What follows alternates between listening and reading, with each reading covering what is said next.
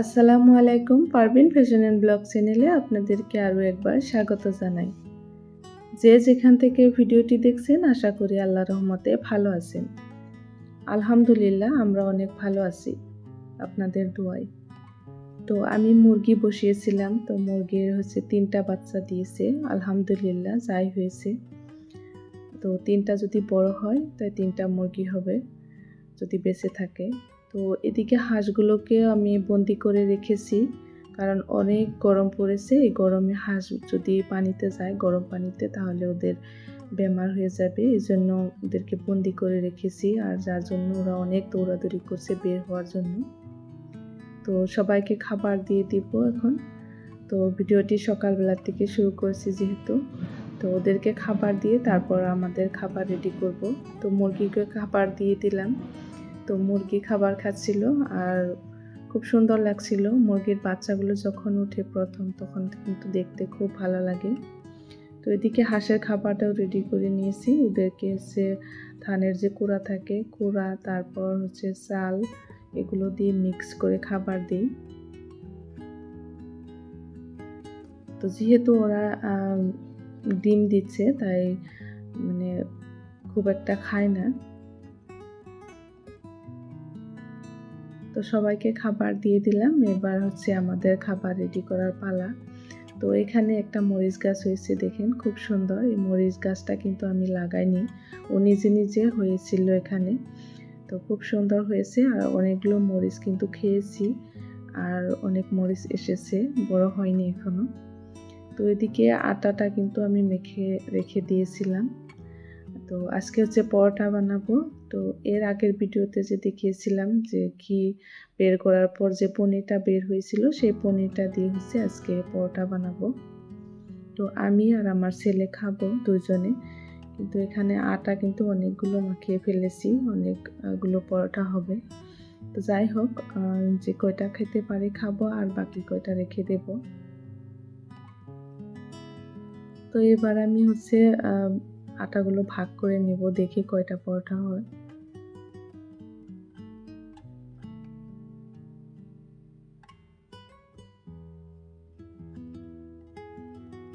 তো এখানে 5টা পরোটা হবে আমার।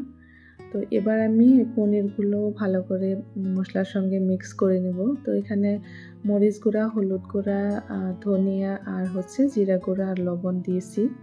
তো আপনারা চাইলে এখানে কাঁচামরিচ, তারপর পেঁয়াজও কুচি করে দিতে পারেন। তো আমি আর দিইনি। তো যেহেতু পরোটা 5টা হবে, তো আমি পনিরগুলো 5 ভাগ করে নিলাম। তো এবার আমি ওই যে পনিরগুলো আটার ভিতরে সেট করে দেব, তারপর পরোটাগুলো বানিয়ে নেব।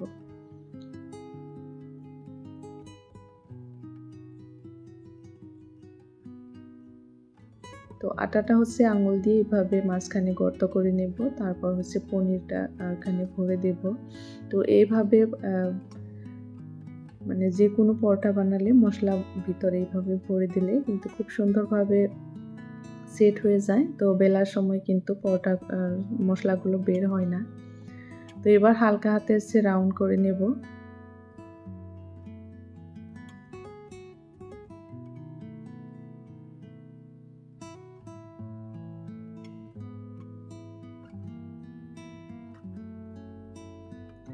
তো আমি সবগুলো পরোটার ভিতরে পনিরগুলো সেট করে দিয়েছি। এবার পরোটা বানাবো। তো খুব হালকা হাতে বেলতে হবে, না হলে পনির বের হয়ে যেতে পারে। তো এখানে দেখেন আমি একটা পরোটা বেলে নিয়েছি, খুব সুন্দরভাবে বেলা হয়ে গেছে। মশলা কিন্তু একদমই বের হয় নাই। তো এবার আমি তাওয়ার মধ্যে ঘি দিয়ে দিলাম, ঘি দিয়ে ভাজবো।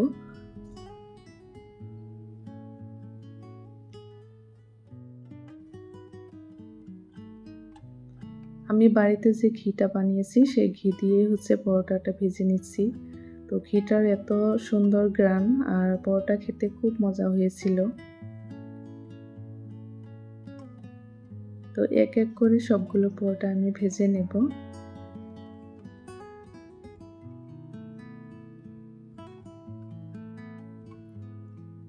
তো একটা আম কেটে নিয়েছি, মিল্কশেক বানাবো, ম্যাঙ্গো মিল্কশেক।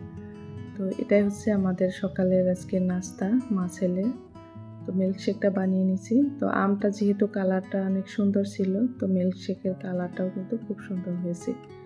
আর আমি এখানে কিছুই দিইনি, চিনি টিনি দিইনি, যেহেতু আমটা অনেক মিষ্টি ছিল তাই শুধু এমনি বানিয়ে নিয়েছি। তারপরেও কিন্তু অনেক মিষ্টি হয়েছিল, খেতে খুব মানে সুস্বাদু হয়েছিল।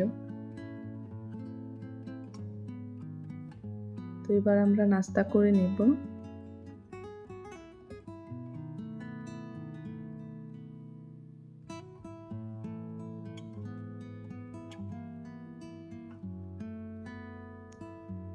তো পরোটাটা মেয়োনিজ দিয়ে খেয়ে নেব। তো এখানে কোনো সবজি থাকলেও খাওয়া যায়, কিন্তু পরোটা যেহেতু পনির দিয়ে বানিয়েছি তো সবজির কোনো দরকার পড়ে না। তো এখানে চাটনি বা মেয়োনিজ সস যে কোনো একটা হইলেই খাওয়া হয়ে যায়। তো এদিকে হচ্ছে ভাত বসিয়ে দিয়েছি, যেহেতু আমার শ্বশুর মানে আব্বা পরোটা খায় না, তো ওনার জন্য ভাত বসিয়েছি। আর হচ্ছে কাবুলি চানা ওগুলো সিদ্ধ করে রেখেছিলাম, তো ওটার সবজি বানাবো। আর রাতের হচ্ছে মাছের সবজিও আছে। এদিকে আমি কিছু মেহেন্দি আর হচ্ছে জবা ফুলের পাতার ফুল তুলে নিয়েছি। তো আজকে হচ্ছে একটা হেয়ার প্যাক বানাবো। আর এখানে যে চা পাতের জাল করে পানি নিয়েছি। তো এই 3টা জিনিস দিয়ে মিক্স করে আমি হেয়ার প্যাক বানাবো। তো এটা কিন্তু চুলে লাগালে চুল কিন্তু খুব সুন্দর হয়, সিল্কি স্মুথ হয়। আর চুলের গোড়ায় যদি কোনো মানে খুশকি থাকে, ড্যান্ড্রফ থাকে, তো ওগুলো কিন্তু ভালো হয়ে যায়। তো মেহেন্দি গাছ কিন্তু আমার বাড়িতেই আছে, জবা ফুলের পাতাও, তো সব কিছু আমার বাড়ির জিনিস। তো এই যে আমি পেস্ট করে নিলাম। তো এখানে একটা কথা বলে রাখি, মেহেন্দি পেস্ট করার সময় তো আপনারা মেহেন্দির পাতাগুলো আগে পেস্ট করে নেবেন। যখন এটা মানে পেস্ট হয়ে যাবে মিহিভাবে, তারপর হচ্ছে জবা ফুল বা পাতা দিয়ে দিবেন। যদি আগে একসাথে জবা ফুল পাতা একসাথে দিয়ে দেন তাহলে কিন্তু ভালোভাবে পেস্ট হতে চাইবে না, যেহেতু এটা পিছলা।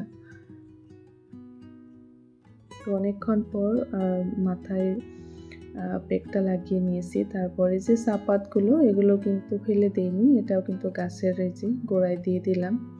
তো ওটাও কিন্তু সার হয়ে যাবে। আসলে কিছু জিনিস মানে ফেলা যায় না, সব জিনিসেরই কিন্তু কাজ থাকে। আর মেহনত ছাড়া কিন্তু কিছুই হয় না, সব কিছু করতে গেলেই কিন্তু অনেক মেহনত হয়, আর মেহনত করার ফল কিন্তু ভালোই হয়। তো এখানে যে প্যাকটা লাগানোর পর দেখেন আমার হাতে কিন্তু মেহেন্দি লেগেছে অনেক সুন্দরভাবে। তো মেহেন্দিটা অনেক ভালো, যেহেতু মাথায় মানে চুলে হেয়ার প্যাক লাগাইছি, তো এখন কিন্তু একটা খুব ভালো হেয়ার অয়েলের দরকার। তো আমি একটা হেয়ার অয়েল বানিয়ে থাকি, হোমমেড হেয়ার অয়েল, অনেক কিছু দিয়ে। তো সেটাই আজকে ভাবছি আপনাদের সঙ্গে শেয়ার করি। যখন হেয়ার প্যাকটা লাগাবেন তারপর এই হেয়ার অয়েলটা লাগানোর পর দেখবেন চুল কী পরিমাণ সুন্দর হয়। আর নিজের চুলে নিজে হাত দিলেই বুঝবেন যে কী পরিমাণ ভালো লাগে। তো এখানে আমি তুলসী পাতা, তারপর এটা হচ্ছে নরসিংহের পাত, তারপর জবা ফুল নিয়েছি। তো জবা ফুলটাও কিন্তু আমার বাড়িতেই আছে, সবগুলো বাড়িতেই আছে। তো শুধু তুলে নিয়ে আসছি। তো বাড়িতে যদি সব কিছু থাকে হাতের নাগালে তাহলে কিন্তু কোনো জিনিস বানাতে মানে অসুবিধা হয় না। তো ওখানে কিছু পাতাও নিয়েছি জবা ফুলের, আর এক টুকরো আদা নিয়েছি, তারপর হচ্ছে একটা বড় সাইজের পেঁয়াজ নিয়েছি। আর পেঁয়াজটা অনেক বড় দেখছেন, তার মানে তেল একটু বেশি নেব তাই আর কি, মানে জিনিসগুলো একটু বেশি বেশি নিয়েছি। তারপর এখানে অ্যালোভেরা নিয়েছি, মেথি, কালো জিরা, আর নিয়েছি বাদাম। তো আমার কাছে আলমন্ড ছিল না, তো এই বাদামটা ছিল, এটাই নিয়েছি। আপনারা চাইলে আলমন্ড দিতে পারেন। তো এটাও কিন্তু ভালো। তো এখানে কিছু গোলমরিচ নিয়েছি, তারপর হচ্ছে লং নিয়েছি। তো এগুলো কিন্তু দেওয়া যায়, লং গোলমরিচ এগুলো কিন্তু মাথায় যদি ড্যান্ড্রফ থাকে তো ওগুলো ভালো করতে সহায় করে। তো এই জিনিস কয়টা নিয়েছি। তো যাই হোক, আর নিয়েছি নারকেল তেল। তো নারকেল তেলটা নিয়েছি, এটার নাম হচ্ছে শালিমার কোকোনাট অয়েল। তো এই তেলটা কিন্তু খুব ভালো। তো এখানে কিন্তু আমি সর্ষের তেলও ব্যবহার করব, আপনারা চাইলে কিন্তু শুধু নারকেল তেল দিয়েও বানাতে পারেন। তো সব কিছু ধুয়ে নিয়েছি, ধুয়ে কেটে কুটে নিয়েছি। তো এখানে একটা জিনিস কিন্তু আপনাদেরকে দেখাতে ভুলে গিয়েছিলাম, তো সেই জিনিসটা দেখাবো। এই জিনিসটা কিন্তু আমার বাড়িতে নেই, আমি এনে রেখে দিয়েছিলাম ফ্রিজে, তো ওটা আমি ভুলে গিয়েছিলাম দেখাতে। তো এটা হচ্ছে নিম পাতা, খুব একটা ভালো জিনিস। নিম পাতার যে কত উপকার সেটা তো আপনারা জানেনই।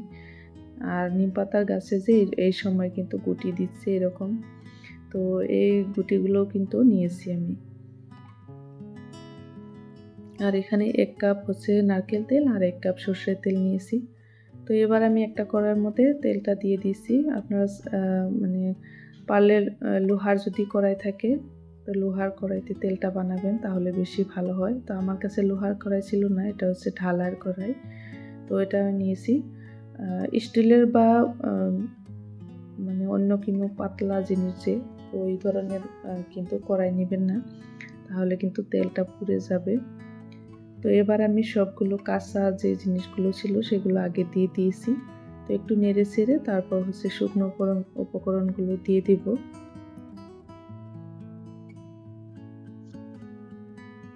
তো এবার আমি শুকনো উপকরণগুলো দিয়ে দিলাম। তারপর এটা ধীরে ধীরে জাল করতে থাকবো। তো অনেকটা সময় লাগে তেলটা বানাতে। তো এখানে যদি আমি গ্যাসের ফ্লেমটা যদি হাই করে দিই তাহলে কিন্তু সব কিছু পুড়ে যাবে। এগুলো কিন্তু পুড়া যাবে না, জাল করতে হবে খুব মানে কম ফ্লেমে। তো এখানে গ্যাসের ফ্লেমটা কিন্তু একদম কম করে দিয়েছি। তো একটু একটু করে জাল হবে, আর সব জিনিস তেলের ভিটামিনগুলো সব তেলের মধ্যে চলে যাবে। তো এবার তেলটা হয়ে গিয়েছে আমার। তেলটা বানাতে কিন্তু প্রায় 1.5 ঘন্টা লেগেছে। তো সবার গ্যাসের ফ্লেম তো এক হয় না, তো কারো কারো হয়তো কম টাইমও লাগতে পারে। যদি গ্যাসের ফ্লেমটা যদি একটু বেশি থাকে তাহলে কিন্তু তেলটা মানে ঘন ঘন নাড়তে হবে, নাহলে কিন্তু পুড়ে যাওয়ার সম্ভাবনা থাকবে। তো তেলটা এবার সেঁকে নেব, যেহেতু গরম তো ডাইরেক্ট আমি কোনো জিনিসে ভরবো না। তো এখানে আমি স্টিলের মগ নিয়েছি, তো সেটার মধ্যে আগে সেঁকে নেব, তারপর ঠান্ডা হয়ে গেলে একটা বোতলে ভরে রাখবো। তো এই যে তেলটা দেখছেন, তেলটা কিন্তু ক্যামেরাতে তেমন একটা মানে কালো কালো দেখা যাচ্ছে, কিন্তু এটা আসলে কিন্তু গ্রিন গ্রিন কালারের হয়েছে। তো খুব সুন্দর একটা কালার হয়েছে, আরও খুব সুন্দর ঘ্রাণ আসে এই তেলটার থেকে। তো এখানে আমি একটা কাঁচের জার নিয়েছি, তো এটার মধ্যে ঠান্ডা হয়ে গিয়েছে তেলটা, এবার আমি ভরে নেব। তো এই তেলটা লাগানোর পর আপনারা কমেন্ট করে আমাকে জানাবেন যে তেলটা লাগিয়ে মানে কি পরিমাণ উপকার পেয়েছেন, আর চুল কি পরিমাণ ভালো লাগছে। মানে মনে হবে আপনার চুলগুলো একদম পাতলা হয়ে গিয়েছে, আর মাথাটা খুব মানে পাতলা হয়ে গেছে, মানে খুবই ভালো লাগে। আমি যেহেতু নিজে এক্সপিরিয়েন্স করেছি তাই বলেছি। আমি আগেও বানিয়েছি তেলটা, তো খুব সুন্দর হয়েছে তেলটা বানানো। আপনারা বাসায় ট্রাই করবেন। তো আজকের ভিডিওটি কেমন লাগলো তো কমেন্ট করে জানাতে ভুলবেন না। চাইলে চ্যানেলটি সাবস্ক্রাইব করে রেখে দিতে পারেন। তো এখানে যে ছাঁকনির মধ্যে যে পাতাগুলো রেখে দিয়েছি ওটার থেকে একটু একটু তেল পড়ছে। তো আজকে এই পর্যন্ত। আল্লাহ হাফিজ, আসসালামু।